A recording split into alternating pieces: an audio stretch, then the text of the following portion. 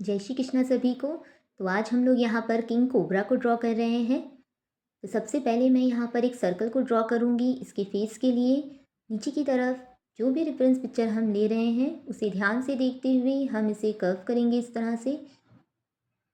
तो बिल्कुल हल्के हल्के हाथों से हमें इसे ड्रॉ करना है। और जैसा कि मैं आपको हर बार कहती हूँ कि आप बस मेरे वीडियोज़ को देखा ही नहीं बल्कि मेरे साथ साथ इसे ड्रॉ और कलर भी किया कीजिए। मेरे साथ साथ आप भी इसी तरह से इसे ड्रॉ कीजिए, क्योंकि सिर्फ हम देखने से ही नहीं बल्कि खुद से इसे प्रैक्टिस और ड्रॉ करने से ही सीखते हैं। मेरे चैनल पर अगर आप नए हैं तो प्लीज़ इसे सब्सक्राइब कीजिएगा और बेल आइकन को ज़रूर प्रेस कीजिएगा ताकि आपको आने वाली हर अपडेट्स मिलती रहे। मेरे चैनल पर आपको बेसिक ड्राइंग्स, बिगनर को किस तरह से स्टार्ट करना चाहिए, कलरिंग टेक्निक्स, हर तरह की चीज़ों को मैं यहाँ पर एक्सप्लेन कर रही हूँ। और अगर आपको मेरा ये वीडियो अच्छा लग रहा हो और हेल्पफुल लग रहा हो तो प्लीज़ एक लाइक ज़रूर कीजिएगा। आप जब मेरे वीडियो को लाइक और शेयर करते हैं तो मुझे बहुत अच्छा लगता है। इसके लिए थैंक यू। इसी तरह से मुझे सपोर्ट करते रहिए ताकि इस तरह के सुंदर सुंदर ड्राइंग्स मैं आपके लिए लाती रहूं।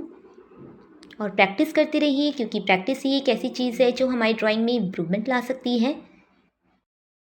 तो आज हम इसे सिर्फ ड्रॉ करना सीखेंगे इसके फर्स्ट पार्ट में। इसके सेकेंड पार्ट में हम इसे कलर करेंगे। इसे ड्रॉ और कलर करने में मुझे 1.5 आवर के आसपास लगा है। तो अगर आप इसे ड्रॉ कर रहे हैं तो बिल्कुल धीरे धीरे इसे ड्रॉ कीजिए। जितना स्लो हो सके हमें इसे ड्रॉ करना है। तो अब मैं इसकी आइज़ को ड्रॉ कर रही हूँ यहाँ पर। रेफरेंस पिक्चर को आप बिल्कुल सामने रखिए और उसे ध्यान से देखते हुए इसे ड्रॉ करना है। तो इसके स्टार्टिंग में ही मैंने एक पिक्चर को यहाँ पर दिखाया है कि मैंने इसे किस तरह से ड्रॉ किया है। तो इसे सामने रखते हुए आप इसे ड्रॉ कीजिए। हो सकता है स्टार्टिंग में आप बिल्कुल एग्जैक्ट इसे ड्रॉ नहीं कर पाते हो, लेकिन एक दो बार आप इसे प्रैक्टिस ज़रूर कीजिए। उसके बाद आप इसे फाइनली ड्रॉ कीजिए किसी भी एक पेज में। अगर आपके पास ड्राइंग कॉपी है तो आप उसमें भी इसे ड्रॉ कर सकते हैं और प्रैक्टिस करते रहिए। प्रैक्टिस से ही आप इसे इम्प्रूव कर सकते हैं।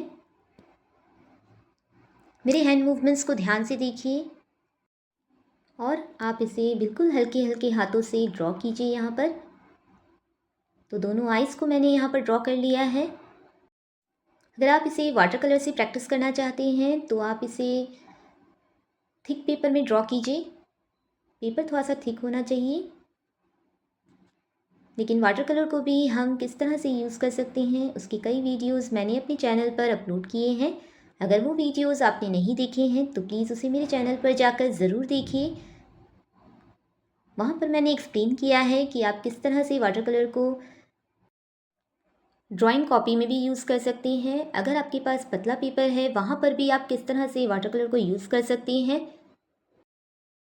इस तरह से आप बेसिक ड्राइंग भी सीख सकते हैं और वाटर कलर और एक्रेलिक कलर को भी यूज़ कर सकते हैं। यहाँ पर कोई ज़रूरी नहीं है कि आपको सिर्फ क्रेयॉन्स या पेंसिल कलर को ही यूज़ करना है। अलग अलग तरह के कलर्स को भी यूज़ करके हम यहाँ पर अपनी ड्राइंग को सुंदर दिखा सकते हैं।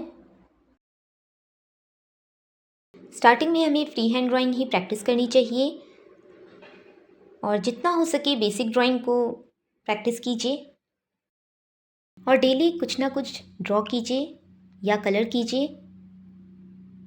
जब हम डेली प्रैक्टिस करते हैं तो इसके बहुत ही बेनिफिट्स हैं, जैसे कि किसी भी चीज़ को आप इजीली ड्रॉ करना सीख जाते हैं।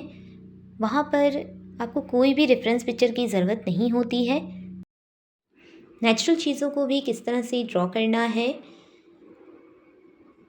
आप ये भी सीखते हैं। पर्सपेक्टिव भी सीखते हैं कि किस तरह से किसी चीज़ को आप इजीली ड्रॉ कर सकते हैं।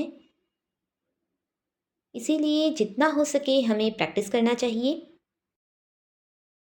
सिर्फ 20 to 30 मिनट्स आपको ड्राइंग को देना है, क्योंकि 20 या 30 मिनट्स में आप किसी भी चीज़ को ड्रॉ कर सकते हैं। हो सकता है स्टार्टिंग में आप उसे अच्छी तरह से ड्रॉ ना कर पाओ, लेकिन हर दिन थोड़ा थोड़ा और डेली एक ही चीज़ को प्रैक्टिस करते हुए आप उसे परफेक्टली ड्रॉ करना सीख जाते हैं।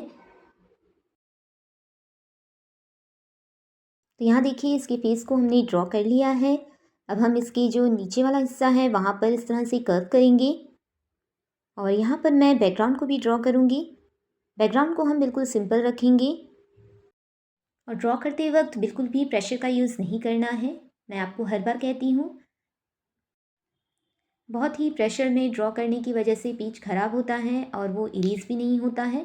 बैकग्राउंड में वही चीज़ नज़र आती है, उसकी वजह से हमारी ड्राइंग ख़राब नज़र आती है। इसीलिए प्रेशर का यूज़ बिल्कुल नहीं करना है यहाँ पर, बिल्कुल हल्के हाथ से हमें ड्रॉ करना है किसी भी चीज़ को, ताकि हम उसे ईज़िली इरेज़ कर सकें। और कलर करने के वक्त हमें यहाँ पर इस ग्रेफाइट को बिल्कुल लाइट कर लेना है ताकि कलर इसमें मिक्स ना हो। तो देखिए यहाँ पर बैकग्राउंड को हम किस तरह से ड्रॉ कर रहे हैं। मैंने यहाँ पर कुछ क्लाउड्स, माउंटेन, बुशेस, सन, आप यहाँ पर ग्रास को भी देखिए मैं किस तरह से ड्रॉ कर रही हूँ। उसकी जगह पे आप यहाँ पर ट्री को भी ड्रॉ कर सकती हैं। कोई ज़रूरी नहीं है कि बैकग्राउंड आपको यहाँ पर सेम ही ड्रॉ करना है, आप यहाँ पर अपने हिसाब से बैकग्राउंड को ड्रॉ कर सकती हैं।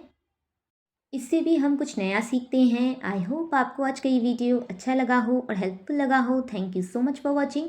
मिलते हैं इसके सेकेंड पार्ट में जहाँ पर हम इसे कलर करेंगे।